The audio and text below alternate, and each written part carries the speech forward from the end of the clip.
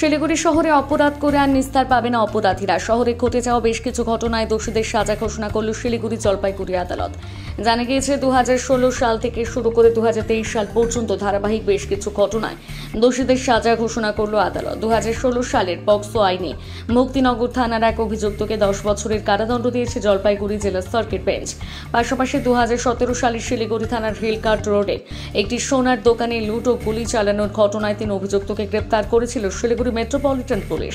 সেই 3 অভিযুক্তকে 10 বছরের কারাদণ্ড দিয়েছে শিলিগুড়ি মহকুমা আদালত। এমনকি 2023 সালের জুন মাসে একটি খুনের ঘটনায় 49 দিনের মধ্যে আদালতে চার্জশিট দাখিল করে মুক্তিনগর থানার পুলিশ। গত 28 আগস্ট সেই মামলার রায় ঘোষণা করে জলপাইগুড়ি সার্কিট বেঞ্চ। সেই মামলায় অভিযুক্তের ফাঁসির সাজা ঘোষণা করেছে আদালত। এই বিষয়ে শনিবার অর্থাৎ আজ সাংবাদিক বৈঠক করেন ডেপুটি পুলিশ কমিশনার বিশ্বচাঁদ ঠাকুর। এদিন আদালতের এই সমস্ত রায়ের কথা জানান তিনি। পাশাপাশি শিলিগুড়ি শহরের প্রধান সমস্যা যানজট নিয়ে মন্তব্য করেছেন তিনি। নম্বরবিহীন টোটো যেমন শহরের মূল রাস্তায় নিষিদ্ধ, তেমনি যেখানে সেখানে টোটো, অটো, বাস অথবা যে কোনো যানবাহন দাঁড়ালে তার বিরুদ্ধে ব্যবস্থা নেওয়া হবে বলে সাফ জানিয়েছেন তিনি। লাস্ট 2023 জুন মাসে আশিগড় মোড়ে একটি মার্ডার হয়। তো সেই কেসটিতে ভক্তিনগর থানায় কেস স্টার্ট হয়, আসামি গ্রেপ্তার হয়। গ্রেপ্তার হওয়ার পরে পুলিশ এটাতে প্রপার ইনভেস্টিগেশন করে 49 ডেজে এটা চার্জশিট দেয়। চার্জশিট দেওয়ার পরে তারপরে বিচার শুরু হয়। পুলিশ খুব প্রথম থেকে এই কেসের তদন্তটিকেও মনিটর করছিল। করার পরে আফটার এই লাস্ট 28 তারিখ আগস্ট মাসের 28 তারিখে জলপাইগুড়ি কোর্টে লার্নেড জাজ তার কনভিকশন দিয়েছেন, মানে তার বিচার শুনিয়েছেন। তাতে দোষীর ফাঁসির সাজা শুনিয়েছেন। তো যে কেসটি একটা সময় এখানটাতে আপনারা মিডিয়ার তরফ থেকে কভার করেছিলেন, একটা ইম্পর্ট্যান্ট কেস ছিল যেখানটাতে একজন মোস্ট প্রবাবলি ওনার ইয়ের নাম হচ্ছে স্বপন বর্মন বলে একজন মারা যান। সেই কেসে আসামি গ্রেপ্তার হয়ে তার ফাঁসির সাজা হয়েছে। সেই সঙ্গে আর একটা কেস তার 2017-র একটি কেস ছিল, সেটা হচ্ছে শিলিগুড়ি থানার একটি কেস নাম্বার 652।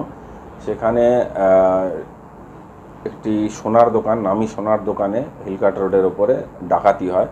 তো সেখানটাতে কিছু দুষ্কৃতী এসে ফায়ারিং করে গান পয়েন্টে স্টাফদের হস্টেজ করে পুরো সোনা এবং আদার ভ্যালুয়েবল সেগুলো নিয়ে ওখান থেকে পালিয়ে যান।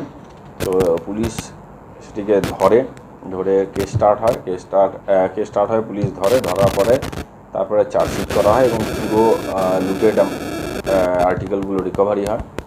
কেসে 3 জন গ্রেপ্তার হয়েছিল। তাদের এই পুরো বিচার কমপ্লিট হওয়ার পরে মহামান্য আদালত এই 3 জন অ্যাকিউজডকেই 10 বছরের কারাদণ্ডে দণ্ডিত করেছেন। তো এই অ্যাকিউজডরা মেইনলি দে ওয়ার ফ্রম মণিপুরের এক গ্যাং ছিল, তারা এখানটাতে এই ক্রাইমটি করেছিল। তো পুলিশ প্রপার তদন্ত করে এবং এর বিচার প্রক্রিয়াটিকেও মনিটর করে এই কনক্লুশনে এসেছে। আরেকটি কেস আমি বলছি, একটি POCSO case, Bhaktinagar PS case number 696/16 একটি পক্সো কেস ছিল। সেই কেসেও যে দোষী ব্যক্তিকে 10 বছরের কারাদণ্ডে দণ্ডিত করেছে। এই 3টে যে ইম্পর্ট্যান্ট কেসই বললাম, 3টে ইম্পর্ট্যান্ট কেসেরই লাস্ট 2 or 3 উইকসে একটা কনভিকশন হয়েছে। তো এটা from the part of police আর সাধারণ মানুষের ক্ষেত্রেও এটা একটা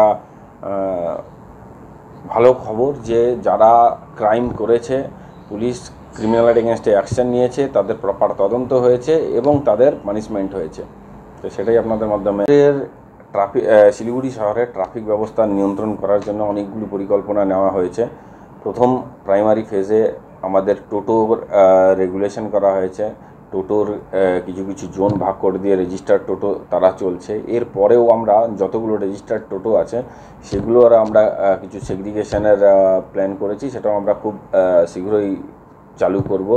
এছাড়াও আমাদের যে মেইন ট্রাফিক কনজেশন পয়েন্ট আছে ভেনাস মোড়, সেবক মোড়, দার্জিলিং মোড়, এইসব জায়গায় আমরা পেডেস্ট্রিয়ান মুভমেন্টের জন্য সেপারেট চ্যানেল করে দিয়েছি, যাতে এবং সেখানটাতে গাড়ি দাঁড়ানো বা ওখানটাতে আননেসেসারি জ্যাম করা মানে যেসব কারণে জ্যাম হয় সেগুলোকে রিমুভ করার জন্য আমরা ওখানে ব্যারিয়েল দিয়ে গার্ড করে বা ওই জায়গাগুলো রেস্ট্রিক্টেড করে আমরা করছি। এছাড়াও আনঅথরাইজড পার্কিং রোড সাইডে ক্লিয়ার করার জন্য আমরা স্পেশাল টিম বের করছি যাতে আনঅথরাইজড পার্কিংটা না করে। সেই সঙ্গে সাধারণ মানুষকেও আমরা সচেতন করছি যাতে রাস্তায় ট্রাফিক আইন মেনে চলে। অ্যাট দ্য সেম টাইম যে ছোট কোনো সুবিধার জন্য রাস্তার উপর গাড়িটা রেখে দিয়ে টোটাল একটা জ্যাম তৈরি হয় সেই জিনিসগুলো যাতে না করে সেই জন্য আমরা সেন্সিটাইজ করছি।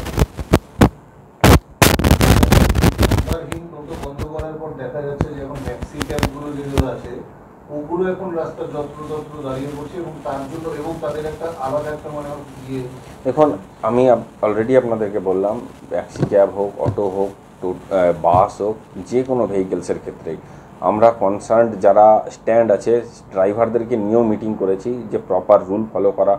আমরা কিছু কিছু ছবিও তুলে রাখছি যেগুলো দেখছি যে যারা প্রপার আইন না মেনে রাস্তায় যেখানে সেখানে দাঁড়িয়ে আছে, সেটা দিয়ে প্রাইমারিলি তাদেরকে সেন্সিটাইজ করছি যে এটা করা উচিত না, এটা করবেন না। তারপরে এই জিনিসগুলো বোঝানোর পরে আস্তে আস্তে ওটা স্ট্রিমলাইন হয়েছে এবং পরবর্তীতে আরও হবে।